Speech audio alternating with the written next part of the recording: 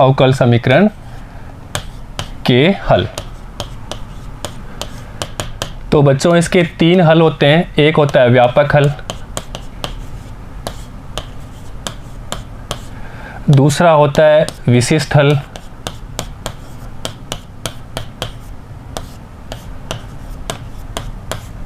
और तीसरा होता है विचित्र हल।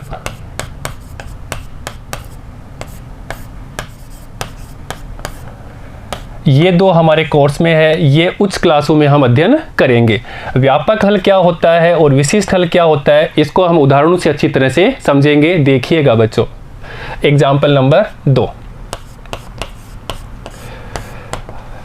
सत्यापित कीजिए कि फलन दिया है हमें y = e⁻³ और अवकल समीकरण हमें दिया है d²y/dx² प्लस dy/dx - 6y = 0, समीकरण 2। तो देखिएगा बच्चों, का हल है, ये सत्यापित करना है कि ये फलन इस अवकल समीकरण का हल है। अब इसके लिए बच्चों आप एक बार इसको देखिए। हम लेते हैं एक बार ये समीकरण x² - x - 2 = 0। ये एक बहुपद है, एक इक्वेशन है। देखिएगा यहाँ पे हम x बराबर 2 रखते हैं, तो यहाँ से बाएं पक्ष में x बराबर 2 रखते हैं, तो ये 4 - 2 - 2, तो ये हो गया 0, जो कि दायां पक्ष। ये संतुष्ट हो गया, सत्यापित हो गया।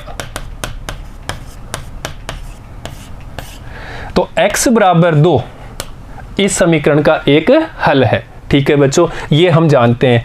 अब यही बात देखो, x बराबर 2 इस समीकरण का एक हल है, तो यहाँ पे भी यही बात दे रखी है बच्चों कि ये एक समीकरण है और इस समीकरण का इसका हल है। तो हम ये y का मान इस समीकरण में रखते हैं। जैसे यहाँ ने x बराबर 2 यहाँ रखा था, तो अगर यहाँ पे रखेंगे तो 0 के बराबर आ जाता है, तो वो सत्यापित होगा।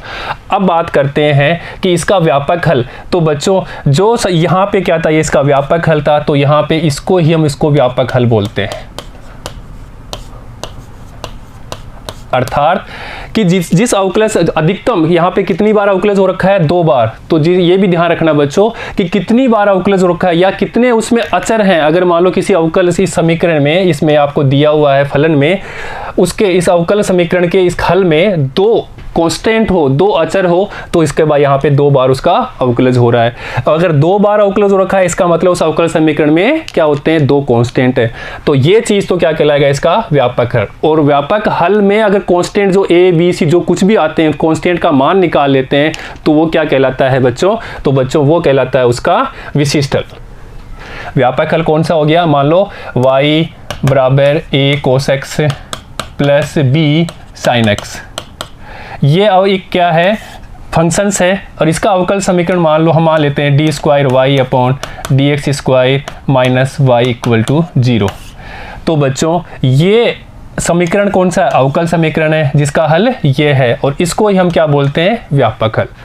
और व्यापक हल में अगर a और b के मान निकाल लेते हैं, तो वो क्या हो जाता है, विशिष्ट हल। और अगर बच्चों a और b के मान हम नहीं निकाल पाते हैं या निकाल लेते हैं तो इस समीकरण को संतुष्ट नहीं करते हैं, तो उसको कौन सा बोलते हैं, विचित्र हल। ठीक है बच्चों, ये हमारे सिलेबस में नहीं है, ये दोनों हमारे सिलेबस में है। ठीक है, तो अब यहाँ पे बात करते हैं, देखिए बच्चों अपने क्वेश्चंस की।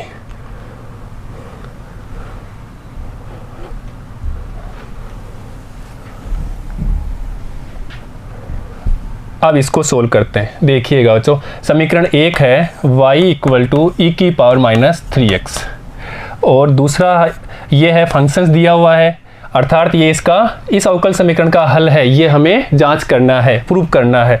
d²y/dx² plus dy/dx - 6y = 0। तो बच्चों समीकरण 1 से, इसको हमने समीकरण 1 दिया था, इसको 2 दिया था। ठीक है बच्चों, तो समीकरण 1 से हम इसका अवकलन करते हैं, तो d y by d x, इसका अवकलन करे किया तो d y by d x is equal to, यहाँ पे भी किया तो e की पावर x का अवकलन e की पावर x होता है, अर्थात यहाँ पे e की पावर x की जगह क्या है -3x, ये 3।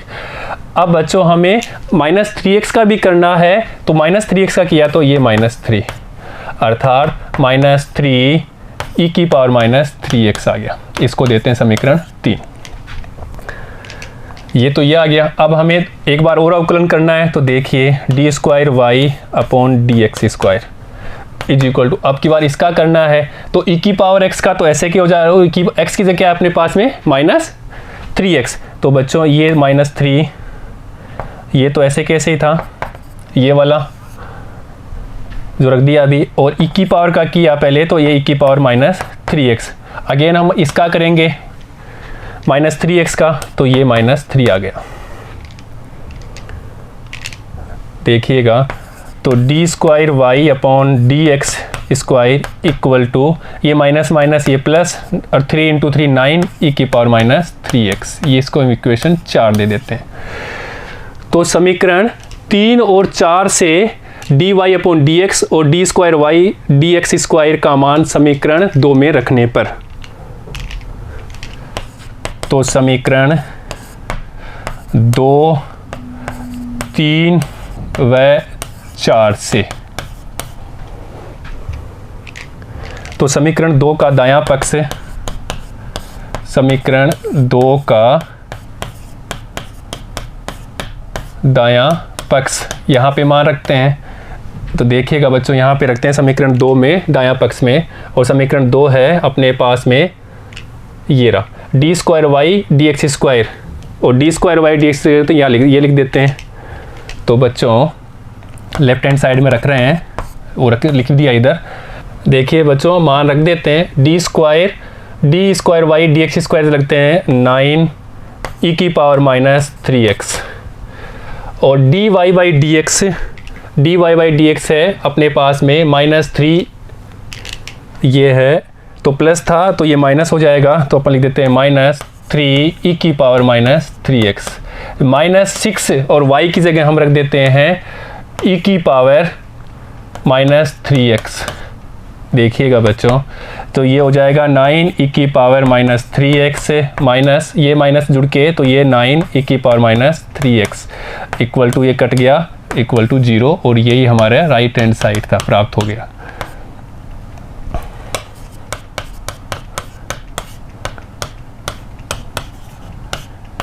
ठीक है बच्चों, प्रूफ हुआ। तो ये हमने ऐसे हम इसका मान निकाल लेते हैं।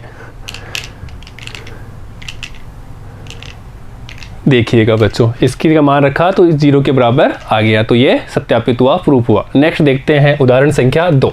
देखिएगा बच्चों उदाहरण 3। उदाहरण 3 में हमें दिया एक फलन है y equal to a cos x plus b sin x, इसको इक्वेशन 1 दे देते हैं। a b equal to r, किससे बिलोंग कर रहे हैं, r से, रियल नंबर से। और दूसरा समीकरण दिया है d square y upon D x square plus y equal to 0। तो बच्चों ये हमें चेक करना है कि ये फलन, इस जो ये फलन है y बराबर a cos x plus b sin x, इस अवकल समीकरण का एक हल है। तो बच्चों देखिएगा समीकरण 1 से अब यहाँ पे देखो बच्चों कितने हमारे पास में है अचर, कितने हैं, 2 अचर है। तो यहाँ पे कितनी बार अवकलज किया गया है इसका, 2 बार। तो अचर जितने अवकलज अचर होंगे उतने ही हमें अवकलज करना होगा या अवकलन करना होगा। ठीक है बच्चों, अब देखिएगा समीकरण 1 से D y by d x अवकलन करते हैं किसके, x के सापेक्ष। तो यहाँ तो हो गया d y by d x equal to, यहाँ पे देखो बच्चों a cos x का किया तो minus sign X plus b sin x का किया तो cos x, ये समीकरण 3। एक बार और करना है तो देखिए d square y upon D x square, again इसका हमने क्या कर दिया, अवकलन कर दिया। तो ये हो गया d square y upon D x square. यहाँ पे देखिएगा a sin x का हम करते हैं तो cos x होता है, तो ये माइनस पहले से था, यहाँ पे कर दिया cos x। और यहाँ पे देखो बच्चों ये कोसेक्स है तो कोसेक्स का माइनस साइन एक्स होता है तो बी साइन एक्स। ये समीकरण 4। समीकरण 3 और 4 से dy बाई डी एक्स और D square y upon D x square का मान समीकरण 2 में रखने पर देखिएगा, तो समीकरण 2, 3 व 4 से,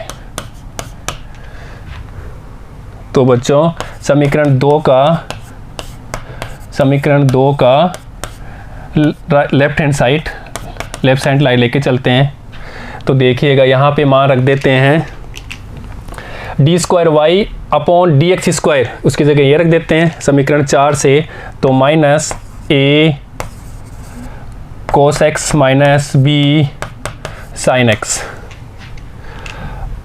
प्लस वाई, और वाई की जगह क्या रखना है हमें, ये वाला मान A cos X plus B sine X, और वाई की जगह रखते हैं plus A cos X plus B sine X. बच्चों देखो ए कोस एक्स प्लस का ये माइनस का, ये माइनस का और ये प्लस का इक्वल टू 0, और ये राइट हैंड साइड प्राप्त हो गया, सिद्ध हुआ।